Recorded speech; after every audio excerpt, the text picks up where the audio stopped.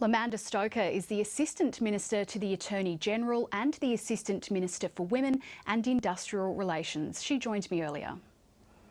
Amanda Stoker, thank you for your time. Pleasure. Let's start with National Cabinet's plan to start easing COVID-19 restrictions. Would the federal government really cut off financial support to states and territories that don't stick to that plan? The government's committed to working with the states and territories to deliver on the plan that was voluntarily agreed by all the states and territories with the Commonwealth Government at National Cabinet. That's the commitment they made. It's the commitment they need to keep because it is the only option on the table to help Australians get back to work, get back to school, get back to socialising and doing all the things that make it great to live in Australia. Vaccination is at the heart of that program. And we have done everything required to make sure that states are equipped to deliver on their end of the deal. The Federal Treasurer, though, has indicated that the federal government would withhold funding to states that don't stick to the plan. Is that something that you think should be threatened at the moment? Look, I think you should expect the federal government to become more and more robust in its requirement that the states hold up their end of the bargain. Now, it's far better if we can do things on the terms that were voluntarily agreed, but it's very important that the federal government, led by the PM and the Treasurer and all of the team, are doing what's necessary to provide leadership on this subject. Australians need it, Australians want it, and we are delivering it. The West Australian and Queensland governments have suggested they'll keep their border restrictions in place for as long as they feel they are necessary. They've both enjoyed quite popular support from people in those states. Are you concerned that by publicly pressuring those premiers, the coalition could hurt its chances in WA and Queensland at the next election? We're in the business of doing what's right for Australians, not necessarily in the business of chasing polls. It is true that particularly in those two states, there has been strong public support for lockdowns in the past. But I also think it's true to say that Australians are sensible people who can see that as vaccination progresses, it no longer makes sense to close borders and lock people in their homes. We need to get out from under the doona in a way that is safe and sensible, and the national plan is the roadmap to get there.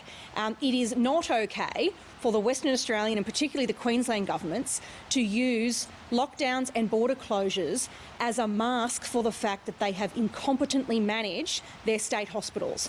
Ambulance ramping is at 58% at Logan Hospital. It's at 50% at Gold Coast University Hospital. It's at 57% at Redlands Hospital. I could keep going. But at a time when federal funding for hospitals has never been higher, federal support for the PBS and for Medicare has never been higher, there is no reason for state health mismanagement to be borne by Australians, by their job prospects, by their business viability and by their educations. It is not the right thing to do, and quite frankly, it's time they were held accountable. Last week you suggested the Queensland Premier might be keeping borders shut to keep coalition competitors out of the state, that it's in her interest to keep the Prime Minister out. Do you seriously believe that that is the intent behind these restrictions?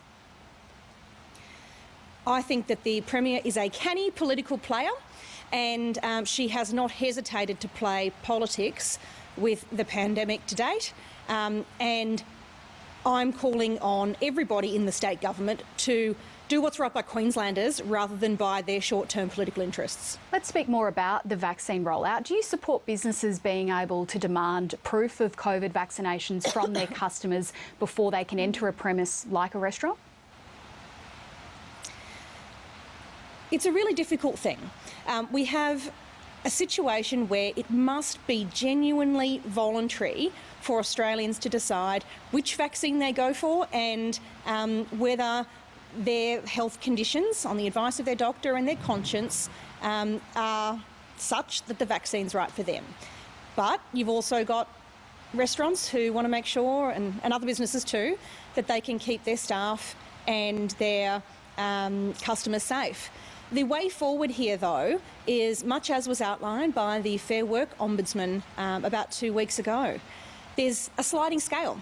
Some businesses face high risk in terms of the chance that they will expose people to the COVID virus, and others face low risk.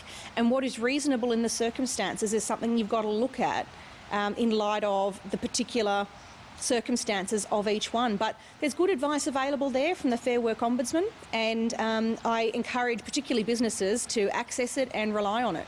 Does that relate, though, as well to businesses when it comes to their customers? Would that cover them if they perhaps wanted to demand that customers need to show proof of a vaccine before they could enter somewhere like a pub or a cafe? Well, the same principles apply in that what will constitute discrimination is subject to notions of what is a reasonable requirement in the process. And so the same principles apply no matter which way you look at the problem. Just before we go, I want to turn finally to the National Summit on Women's Safety happening next week. Yes. It did have to be postponed because of the pandemic, but what do you want to see coming from that summit? What needs to be the priority here as the government looks to formulate the next national plan for women's safety? You're right to identify that the Women's Summit is a really important opportunity in formulating what goes into the national plan for protecting women and children from violence.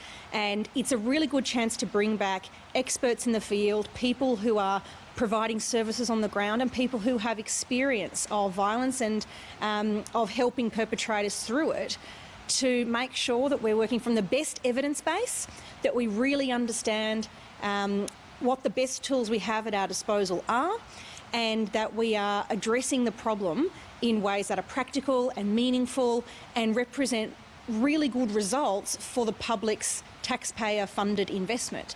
I'm really optimistic that we can provide great national leadership from taking the world's best practice, whether it is in the field of coercive control, a session I look forward to being a part of, right through to perpetrator rehabilitation and education programs. And in doing so, we can make sure that the record investment this government has put into women's safety delivers practical results for vulnerable women on the ground. It's also a really good complement for the CEASE program, which has been announced today by Minister Ruston, that is all about making sure that we are providing the accountability and the monitoring and the education programs necessary to help recidivist perpetrators of violence against women, and make sure that the ordinary over 50% recidivism rates are cut down. When this program was tested in North Carolina, and it's the only other place where it's been run before, it got those down markedly, down to in the teens for recidivism rates. So that's really promising, and with a $4.2 million investment to kick that off, we are working at every point in the story of violence, from shaping attitudes through to accountability, to make sure all women can be safe at every point in their lives, and we owe them no less. Just finally, the existing plan expires next year. Will the new plan be ready in time? And can you give us a sense of how much more money the government is prepared to spend to make this happen? I believe it will be ready in time, and I am also confident that this government is prepared to continue to back the safety of women and children with dollars wherever it's needed to do so, certainly borne out by its record to date, and the information we get from the summit will be really helpful in informing precisely where that money should go. Amanda Stoker, thank you for your time. Thank you.